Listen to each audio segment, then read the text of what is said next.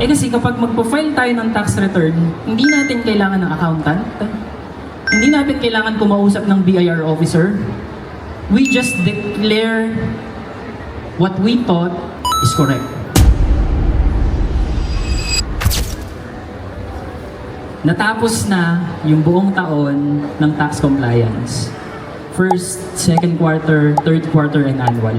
Sabi ni taxpayer, yehey! Umabot ako sa deadline, nakapag-file ako. Yehey! Extended hanggang May 15 yung filing. Pero yung attachment hanggang May 15 lang din.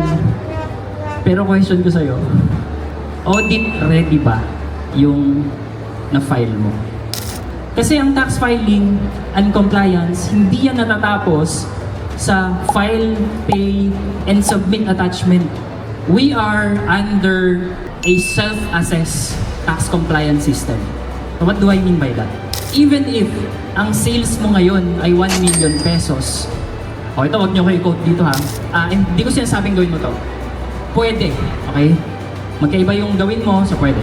Even if 1 million yung sales mo ngayon, you can file your quarterly and annual return piso or zero. Bakit? Paano yung nangyari yun?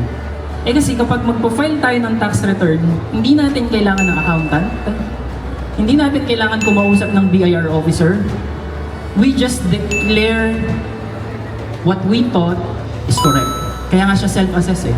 Mag-declare ka lang, eh syempre, i-base mo sa resibo mo yun. Pero, ito nga yung point. Kahit na 1 million or 1 billion ang sales mo, you can declare zero. Para wala kang bayad ng tax. Okay? Hindi ko sinasabing gawin na. On the other hand, kahit wala kang benta, kahit zero, wala kang benta, you can file 1 million pesos or 1 billion pesos tax return. Kung may pambayad ka sa tax, you can do that. Point is, our tax filing system is a self-assess system. Now, walang pumaharang sa'yo i-file kung anong gustong tax return mo ang i-file. Walang nagsasabi sa'yo ngayon na, oh, 1 million dapat yung tama mong i-declare.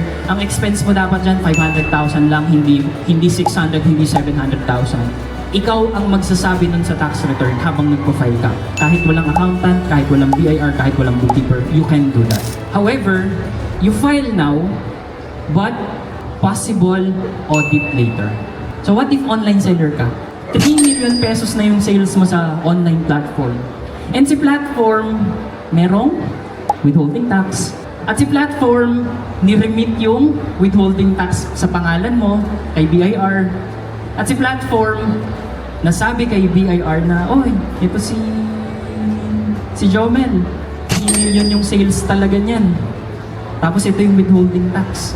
Kaya lang, dahil nga self-assess ang tax filing, sabi mo, parang ayokong mag-file ng tax ko Parang ayokong mag-file ng sarili kong tax Or magpa-file ako ng mababa. So, nag-declare ka na mababa na tax mo. File now, audit later. Hindi porket na-file mo na, final na. So, to wrap things up, okay?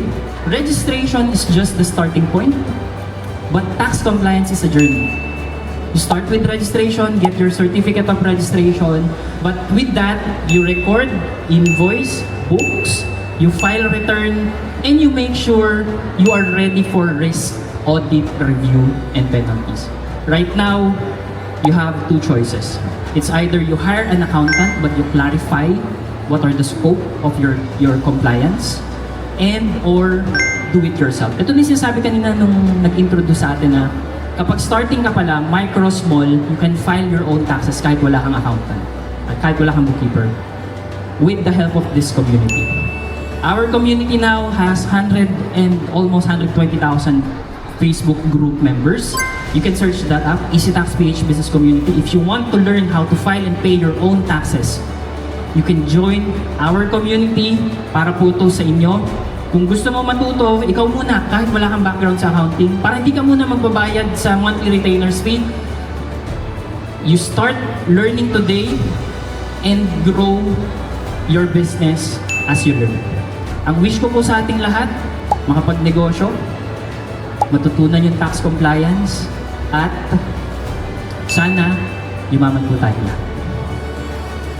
Kung gusto mo pang matuto ng mga tax filing and bookkeeping training for non-VAT individuals, for VAT individual taxpayers, kung ikaw yung tipo na naghahanap ng learning material, learning guide, at nalilito ka saan ka mag-start sa tax filing, sa bookkeeping, sa business registration, EasyTax PH is for you. Sumali ka lang dito sa EasyTax PH Business Community at pagpasok mo dyan, i-click mo yung featured post, nandun yung complete details kung paano ka makaka-access. Mag-comment ka lang dyan below, guide, para ma-approve agad namin yung request mo. Kita-kits inside, I hope yumaman tayong lahat.